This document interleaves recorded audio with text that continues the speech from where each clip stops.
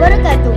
Alhamdulillah, segala puji bagi Allah Subhanahu wa Ta'ala yang telah memberikan kita nikmat iman, Islam dan kesempatan untuk berkumpul dalam acara yang penuh makna ini, iaitu pelancaran nilam dan bulan membaca bersama Ana Muslim.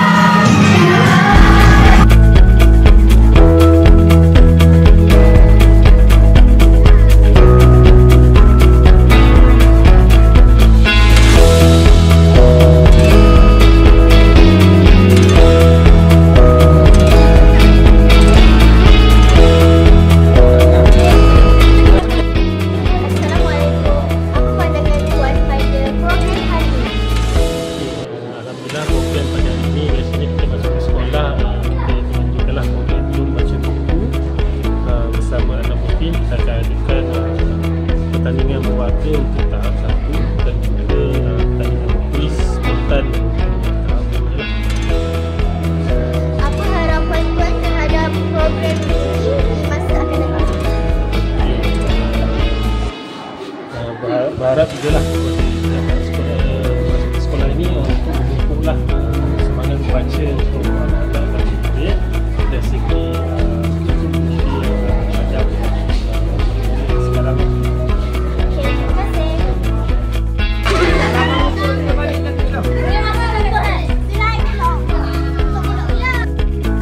Pada pendapat saya, program ini dapat memberi impak kepada murid-murid dan kegembiraan kepada warga pada Mukam.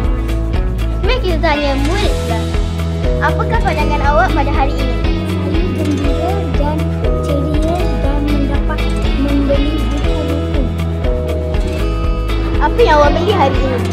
Saya membeli bencana dan buku. Okey, terima kasih.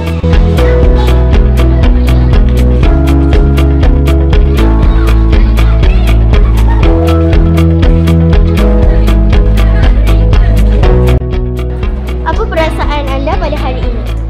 Saya gembira sebab dapat beli banyak barang dan juga ada banyak barang pameran, dapat menyanyi dan melihat anak Muslim. Apa yang awak beli hari ini? Saya mau beli ini, buku Bebas Palestin. Bebas Palestin! Terima kasih.